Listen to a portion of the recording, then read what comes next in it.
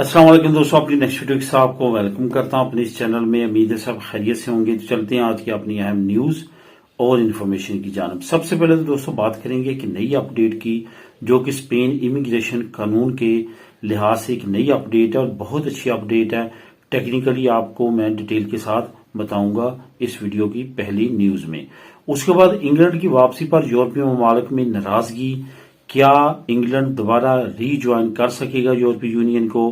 पहले तो यूरोपीय यूनियन इंग्लैंड को रोकती थी कि ब्रेक्सिट ना हो, लेकिन अब अगर वापस आता है तो यूरोपीय यूनियन के बहुत सारे ममालिक जो हैं वो उसकी राह में रुकावट बन सकते हैं। उसके कुछ प्रूफ भी सामने आए हैं, इस पे बात करेंगे। उसके बाद वोक्स की इमिग्रेशन पर हुकूमत को धमकी। वोक्स पार्टी ने एक अहम धमकी दी है स्पेन की हुकूमत को इमिग्रेशन के लिहाज से, इस पे बात करेंगे। और आखिर में आप लोगों के साथ शेयर करूंगा किराए की नई अमदाद अजूदा रियाल क्लेर, इस पे बात करेंगे और इसकी अहम मालूमात आपको प्रोवाइड करूंगा वीडियो के आखिर में। तो दोस्तों आज आपको जो लिंक मिल रहे हैं नीचे, वो मिल रहे हैं चारों की चारों न्यूज के लिंक बिल तरतीब जो है वो आपको नीचे डिस्क्रिप्शन में मिल जाएंगे। आप खुद भी इनको क्लिक करके रीड कर सकेंगे। जिस तरह तरतीब न्यूज की है इसी तरह नीचे आपको लिंक की तरतीब मिल जाएगी। जो सबसे नीचे लिंक हैं वो है न्यूज के, और सबसे जो ऊपर लिंक है वो है उन वीडियोस के जो आमतौर पे सबसे ज्यादा जिनके कमेंट पूछे जाते हैं। कमेंट में उन वीडियोस की मैंने नीचे लिस्ट बना दी है। ऊपर उनका टाइटल है, नीचे उनके लिंक हैं। आप उन लिंक को क्लिक करके डायरेक्ट वीडियो को वॉच कर सकेंगे। आपको तलाश करने की जरूरत पेश नहीं आएगी। तो वहां पे जाके आप उन वीडियोस को भी विजिट कर सकते हैं और वॉच कर सकते हैं। तो दोस्तों सबसे पहले तो बात करते हैं कि स्पेन इमिग्रेशन कानून में जो बहुत फायदेमंद एक कानून आया वो क्या है। ये कानून ऐसा है कि इससे अगर बेहतर तरीके के साथ टेक्निकली निपटा जाए तो लीगल होना स्पेन में इंतहाई आसान हो चुका है।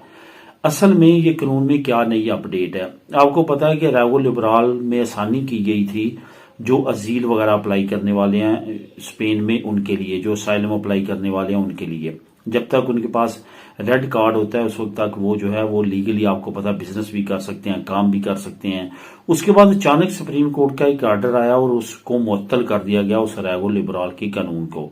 लेकिन अब इमिग्रेशन के कानून में जो है नई एक तरमीम की गई है जिससे आप बहुत ज्यादा फायदा उठा सकते हैं। असल में इसको मर्ज करने की कोशिश की गई है अजील को अरागो सोशल, अरागो फॉर्मासियोन और अरागो फैमिलियार के साथ। मैं यहां पे ज्यादा फोकस करूंगा अरागो सोशल और अरागो फॉर्मासियोन के साथ, क्योंकि इससे लोग ज्यादा फायदा उठा सकते हैं।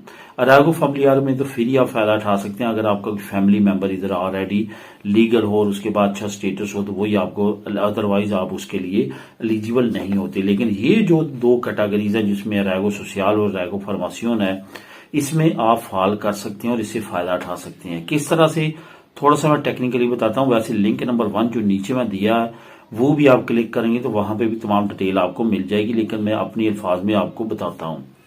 आपने असाइलम अप्लाई किया, आपको रेड कार्ड मिल गया, उस पर आपको बिजनेस की, आपको जॉब की इजाजत मिल गई, आपने करना शुरू कर दिया, ठीक है। आपको जो है वो 2 साल गुजर गए, 3 साल गुजर गए, लेकिन आपका केस जो है वो, उसका फैसला नहीं आया और आप काम करते रहे उस पे, अपने रेड कार्ड पे लीगली। अब 3 साल के बाद होता क्या कि आपकी असाइलम जो है, जो अजील है, उसको रिजेक्ट कर दिया जाता है। लेकिन ये याद रखें कि आपने अपना बाखा नहीं देना, आपका जो आलता चल रहा है वो आलता चलने देना है उसी दौरान फौरन, क्योंकि आप यहाँ पे 3 साल लीगल रह चुके होते हैं। अगर आप अपील की तरफ नहीं जाना चाहते दोबारा से, तो फिर आपके लिए बेस्ट ऑप्शन है कि आप फौरन अरागो सोशल की तरफ जाएं। अगर तो आप अपना बिजनेस कर रहे हैं फिर भी आप अपनी पत्रोना में तो लगा के अब लगा सकते हैं अरागो सोशल की तरफ, और अरागो सोशल में आप अपने लीगल प्रोसेस को आगे लेके जा सकते हैं और अपना कार्ड बनवा सकते हैं अरागो सोशल में। इसी तरह अरागो फॉर्मासियोन में है, आप अगर बिजनेस कर रहे हैं या आप जॉब कर रहे हैं तो वहां से आप ये कर सकते हैं। इसके साथ साथ मैं एक और मशवरा देना चाहूंगा कि जो लोग अरागो फॉर्मेसियोन की तरफ जाना चाहेंगे, असाइलम लेने के बाद 6 महीने के बाद उनको परमिशन मिलती है, तो उस दौरान के ऐसा कोर्स सीपी से कर लें, क्योंकि आप लीगल होते हैं। कोई ऐसा कोर्स कर लें कि आपको अगर खुदा ना खासा असाइलम में रिजेक्ट हो भी जाता है तो वो कोर्स आपको सपोर्ट करे। अदरवाइज अरागो सोशल बेस्ट ऑप्शन है। आप अगर अपना बिजनेस कर रहे हैं या आप जॉब कर रहे हैं, अगर जॉब कर रहे हैं फिर भी आपको कॉन्ट्रैक्ट मिल जाएगा। अगर आप बिजनेस कर रहे हैं तो बिजनेस की बेस पे भी रेगो सोशल में अब जो नई तरमीम की गई है आप अपने डॉक्यूमेंट बना सकते हैं, लेकिन शर्त यह है कि आपकी असाइलम रिजेक्ट हो चुका हो और उसमें आपने अपील ना दायर की हो, यानी कि वो आपका केस खत्म हो चुका हो, तो तभी आप इन प्रोसेस की तरफ जा सकते हैं, वरना आपको वेट करना पड़ेगा जब तक वो फैसले नहीं आते उस वक्त तक आपको इन कवानीन के तहत फायदा नहीं उठाने दिया जाएगा। इस वजह से ये भी आपने जहन में रखना है। तो इस तरह से नई तरमीम जो की गई है इससे टेक्निकली समझबूझ के साथ काफी ज्यादा फायदा उठाया जा सकता है। सबसे ज्यादा जो मुझे अच्छी चीज लगी है वो लगी है रेगो सोशल को अवेल करने की। उसकी अपॉर्चुनिटीज बहुत ज्यादा बढ़ गई हैं असylum वालों के लिए, अजील वालों के लिए, कि वो उससे फायदा उठा सकते हैं। अब दोस्तों बात करते हैं इंग्लैंड की। इंग्लैंड की वापसी पे यूरोपियन ममालिक की नाराजगी। असल में कुछ नई अपडेट सामने आ रही हैं जिसमें कुछ ममालिक ये कह रहे हैं कि इंग्लैंड ने जिस तरह से ब्रेक्सिट किया, यूरोपीय यूनियन को छोड़ा, बारहा उसको समझाने के बावजूद उन्होंने अपनी जो है वो मनमानी की और उन्होंने ब्रेक्सिट किया। अब अगर दोबारा से रीज्वाइन करने के लिए यूके आता है तो कुछ ममालिक उसको टफ टाइम दे सकते हैं। इसमें एक बड़ी अपडेट सामने आई है स्वीडन की। स्वीडन ने रीज्वाइन करने के लिए यूके को जो है वो रेड सिग्नल दिया कि अब ऐसा मुमकिन नहीं है। ये याद रखें कि ये कानून है कि जब तक आपका कोई भी तमाम यूरोपीय यूनियन के तमाम ममालिक किसी नए ममालिक को एक्सेप्ट नहीं करते उस वक्त तक कोई भी मुल्क उसका मेंबर नहीं बन सकता यूरोपीय यूनियन का।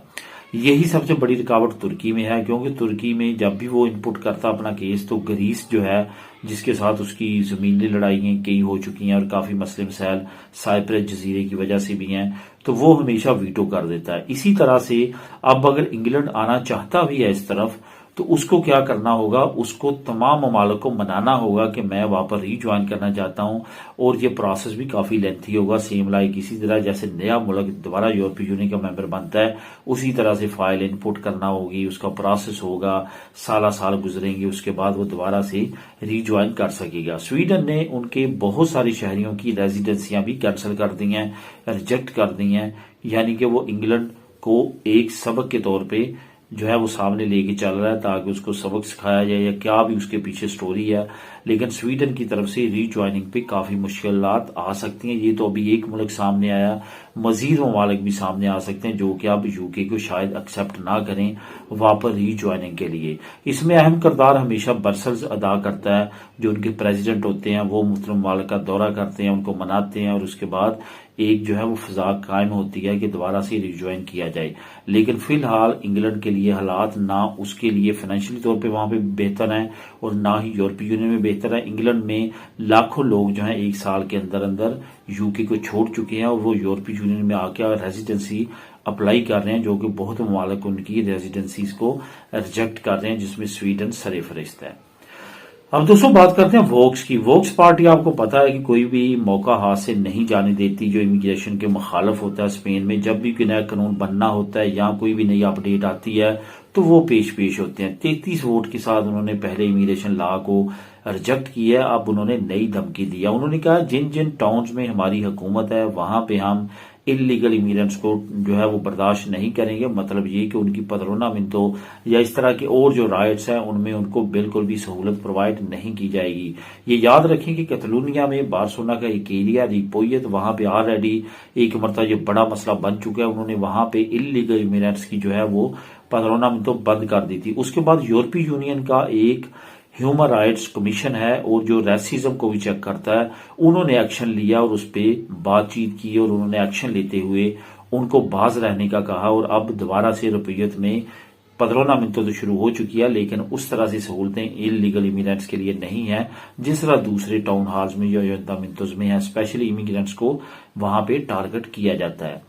दोस्तों आखिर में बात करते हैं अमदाद की, जो कि एक बड़ी अमदाद है, अयूदा दी अल-खलील, जो कि मुख्तलिफ टाइम्स पे मुख्तलिफ लेवल पे हुकूमत लॉन्च करती रहती है।